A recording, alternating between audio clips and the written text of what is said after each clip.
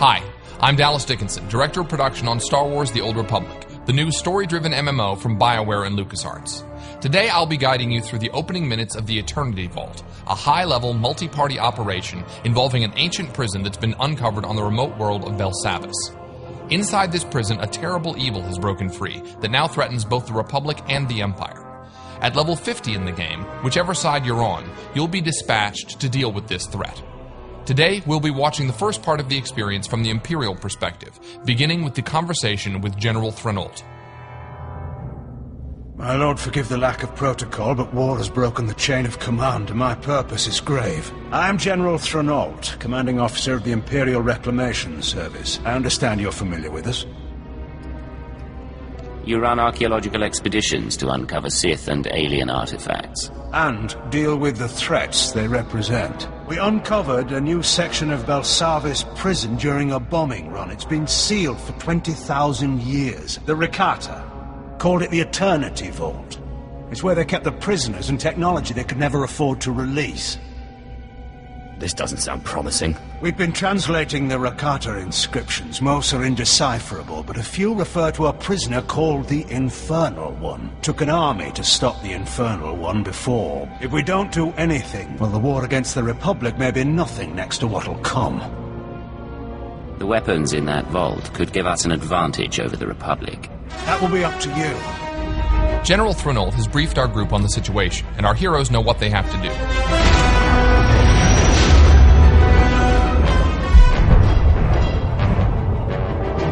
Within Belsavis atmosphere, proceeding to surface. All hands prepare for enemy fire. The Eternity Vault defenses are active. Coming into Belsavis' atmosphere, the Imperial ship has come under fire from the prison turrets and is going down. The players must get to the escape pods. Each player takes his or her own pod to land at different points on the planet's surface. Weather conditions are extreme on this part of Belsavis. Players have to run through the snowstorm to gather up around a burning escape pod. Enter my domain. Children unknowing, they will serve. That voice belongs to the Infernal One. He knows our heroes have come for him, and he has prepared his prison fortress to repel their attack. Our players wisely take a moment to activate any abilities that can give the group defensive and offensive bonuses. They're going to need them. So as the battle begins, you can see the Sith Juggernaut. He's the primary tank for the group, and he's rushing ahead to draw fire from the turrets and the enemy droids. The Sith Assassin is the group's second tank, and he's getting in there also, drawing one of the Eternal Sentinel droids to him with his Force Pull ability. The Sith Assassin has more than just his lightsaber. He also uses lightning attacks and his Wither ability. The other members of the group are focusing their attention on the left side turret. These turrets pack quite a punch, so they need to be taken out quickly. Switching to the Sith Sorcerer, we can see that he's come under attack by some of the droids. Fortunately, the Juggernaut blasts by and gets the droid's attention. The Sorcerer gets some healing now from the Agent, who is one of the medics for the group. And now the Sorcerer can fire off some shock blasts and a lightning attack at the turret. The turret has focused its sights on the Mercenary. That white ray means a powerful area of effect attack is coming, so it's good the Mercenary is off to the side. The Mercenary fires off a few Heatseeker missiles, and you can see on the bar that the group is burning down the turret's strength.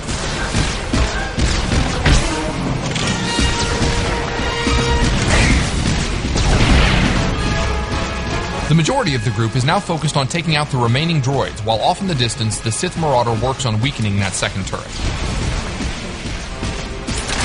Here we see the power tech use his retractable blade on one of the droids, but even as one falls, more are coming in. You can see the Sorcerer here unleashing Force Storm, a wide area of effect attack to damage as many droids as possible.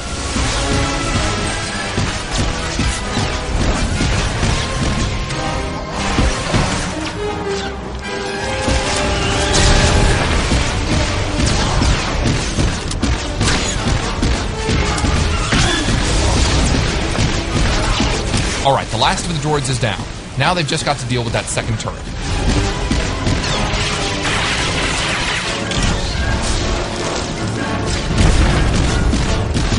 And with one last barrage of missiles, that's down too.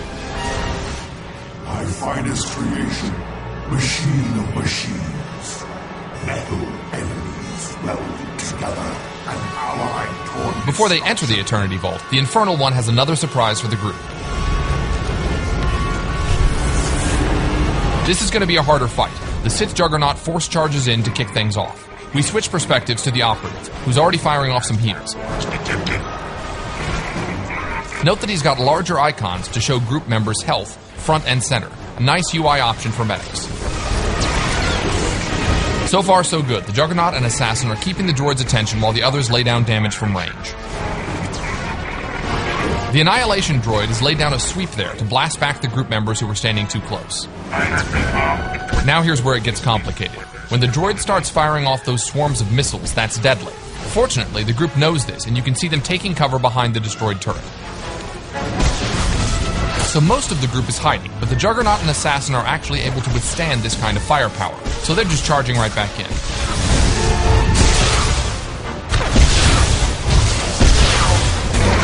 As soon as the missile barrage is over, the rest of the group emerges to continue the fight as well.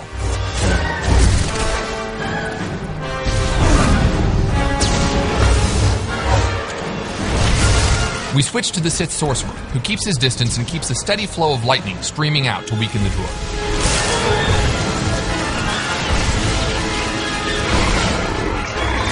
The player slides into first-person view to get a better perspective on the battle. Oh, looks like the Sorcerer got a little too close and got knocked back by that sweeping arm.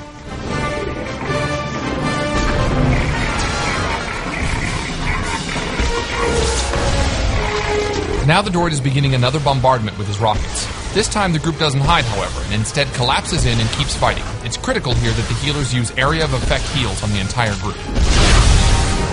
Even so, that's a lot of damage very quickly and the Marauder goes down.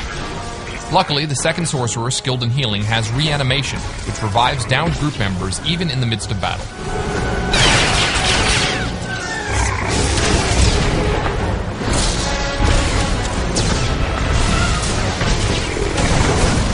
The red targeting reticle over our Sorcerer indicates that he's been targeted for a heavy missile attack.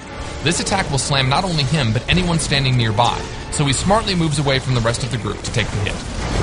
Targets analyzed. Engaging stone protocols.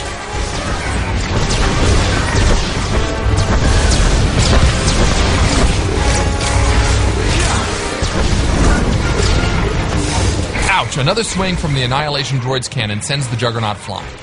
He won't stay down long, though. Running back, he uses Force Charge to leap into the fray.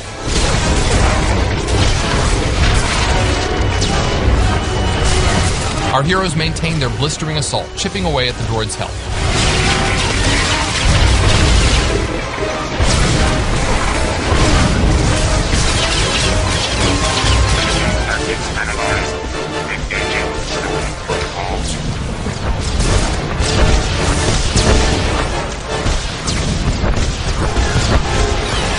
And here the droid is launching another missile barrage, but his health is low, so the group just converges on him. They're gonna go for it. Oh, the droid's attacks are just too much. They're dropping. 1, 2, 3, even 4 of the group members go down. But it's not over. They're so close, and there you go. One final attack from the power tech, and the Annihilation droid has gone down. So that was just a small part of the larger Eternity Vault operation. We hope it's given you a good feel for what playing through the operation will be like for you and your friends. Thanks for watching.